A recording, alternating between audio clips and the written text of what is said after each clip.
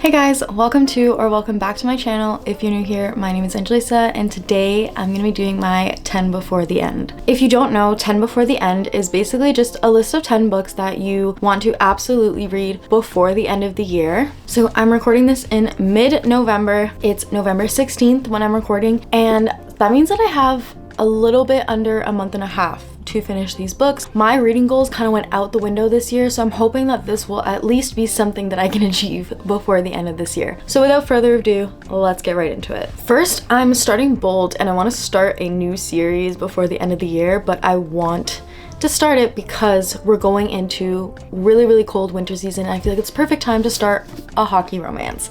I have never read the Off-Campus series or the Brownie series by Elle Kennedy. I read some of her other books and I love them, but these are like sensational on TikTok and stuff, and I'm really excited because, oh my goodness, that is a crispy book. Ooh, the edges are sprayed, so I don't know if that sound is from that. But this has been sitting on my shelf for a while, but I'm really excited, and I'm so glad that I waited until we got the illustrated covers. Next, also part of a series, I need to read Daisy Haites by the end of this year. I had started this a few times. I have attempted to start this. I have the audiobook on Audible, and I want to read it so bad. Like, it's not that it's not interesting to me, I just keep on getting kind of sidetracked or busy or distracted, and every time I've tried to start this book is when I'm super busy. So I'm really hoping that I can finish it before the end of this year because I'm very intrigued by the story, and this is the second book in the series, first book in like Daisy's installment, and I've heard amazing things about it. So like I really want to read it. I just need to do it. Next, I'm pretty sure this is another series, but they're like interconnected standalones, or I might be wrong, but I really want to read Butcher and Blackbird before the end of the year. I picked this up this year and I haven't read it. It's been sitting on my TBR for so long, so I really want to read it before this year ends. I've heard amazing things about it. It's basically like a serial killer romance, or a romance between two serial killers, so I'm really excited about this. Everyone I know who has read this loves this, so hopefully I will too. Next, another romance, I have Say You'll Remember Me by Abby Jimenez. Now, I put this on my November TBR, so my chances of finishing this before the year is pretty high, but in general, this is a book that I wanted to read this year no matter what. I love to read Abby Jimenez books like when they come out now, because I've been fiending for her books after finishing her entire backlist. So I'm really excited for this one. This one has a veterinarian, and like he has Greek god vibes, and there's a kitten involved, and that was literally all that I needed to know that I will love this. Abby Jimenez's writing is some of my favorite writing that I've ever freaking read. Her storylines are so thought out and just like emotional, but also fun. So I'm really looking forward to this one. And there's a dog too, which I freaking love. All right, the last romance on this list is another release this year that I usually try and read as they come out, and this is Carley Fortune's One Golden Summer. So I loved Every Summer After. I actually do remember kind of liking Meet Me at the Lake. Like, I don't know, I like Carley Fortune's writing. I think it was just some of the things that happened in the books that I didn't really enjoy, but I've heard that this one is really good and kind of like a callback to the original Every Summer After. Like, we're going back to the same place. So I'm really excited. Oh my gosh, yes. Wait, is this about Charlie? Wait, I'm so excited for this. I met Carley Fortune in person as well this year. I got to check that off of my bucket list, meeting an author and like attending a signing. So this is also a signed copy by her with my name in it, which is so awesome. So I'm really excited, and I want to make sure that I read this book this year and give it the attention that she deserves. Okay, moving on to some fantasy books. So I'm in the middle of the Harry Potter series, and I need to at least continue it before Christmas starts. So I've put The Order of the Phoenix on my TBR here. This is the 5th book. It's also the longest book. It is so chunky. Oh my gosh. It is literally 800 pages, isn't it?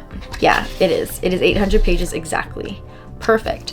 So yes, I will be reading this month, so I can at least continue the series, continue watching the movies. Yeah, so this is gonna be in my repertoire. And there's also like, this is the book that has like the flying horses or something, and I'm really excited for that. And like just the synopsis at the back makes me very intrigued for this book. Okay, another series that I have been in the middle of for like a year, and I did not continue this year. I'm so disappointed in myself. It's the Throne of Glass series.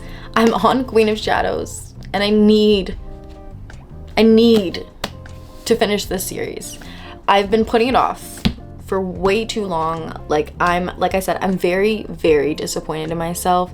So here's to hoping that in the next month and a half, I'm able to do this, and I will get through this book, and I will finish the series.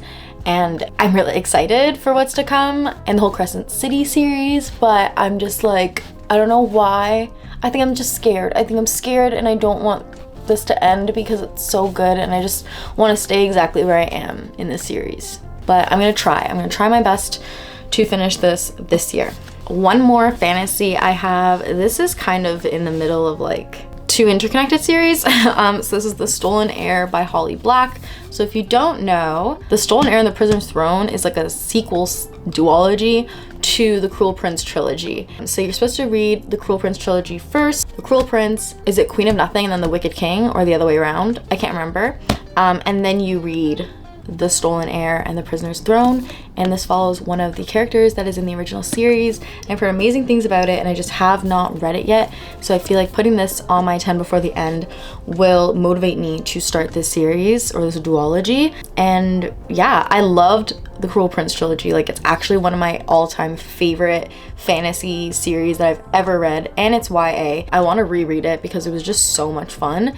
So I have a feeling that I'm really gonna love this, of course, because it is in the same world, similar-ish characters, and I just love the story in general. Last but not least, we have a nonfiction. I haven't read a lot of nonfiction this year, so I really want to read The Courage to be Disliked by Ichiro Kishimi and Fumitake Koga. So this whole thing is basically, I'll read the synopsis. So it says, is happiness something you choose for yourself? The Courage to be Disliked presents a simple and straightforward answer. Using the theories of Alfred Adler, one of the three giants of 19th century psychology, alongside Freud and Jung, this book follows an illuminating dialogue between a philosopher and a young man. Over the course of 5 conversations, the philosopher helps his student to understand how each of us is able to determine the direction of our own life, free from the shackles of past traumas and the expectations of others. Rich in wisdom, The Courage to be Disliked will guide you through the concepts of self-forgiveness, self-care, and mind decluttering. It offers readers a deeply liberating way of thinking, allowing you to develop the courage to change and ignore the limitations that you might be placing on yourself. This plain-spoken and profoundly moving book unlocks the power within you to find lasting happiness and be the person you truly want to be. Millions have already benefited from its teachings, and now you can too. So the reason why I really was drawn to this book and picked it up was because I feel like recently I haven't really been happy, and a lot of the time I find that I'm unhappy when I am concerned about what other people think about me, if I am appearing the way that I want to appear, if people are understanding me correctly, if people are perceiving me the way that I want to be perceived.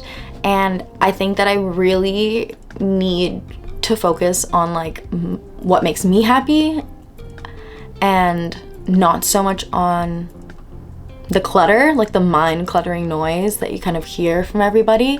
So when I saw this book and just The Courage to be Disliked, and wow, I'm gonna be so real and raw right now. Being disliked is something that I've always feared and struggled with. I just don't like being disliked. I mean, nobody likes being disliked, but there's people who genuinely just don't care, and then there's people who it eats at them, or it makes them wonder why do people not like me.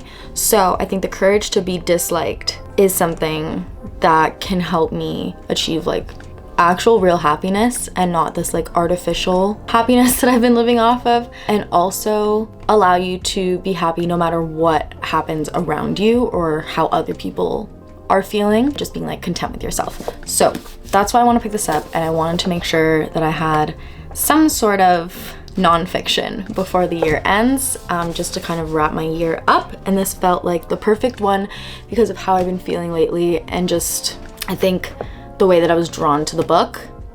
I've been wanting to read it. Every time I see it on my shelf, I'm like, is today the day? Is today the day? So sounds like this year is at least the year. All right, guys, that's it. that's the 10 before the end. I hope I will finish all of these books. I mean, I don't think time is the issue. I think it's just motivation and mood. I'm such a mood reader, and that's why it's so hard for me to like set TBRs and stick to them. But these books I picked are books I've been dying to read, so I'm hoping that I find the time and the energy to do it. Thank you guys so much for watching. Comment down below any books that are on your 10 before the end. I would love to hear. And don't forget to like and subscribe. And hopefully I'll see you in the next video. Bye.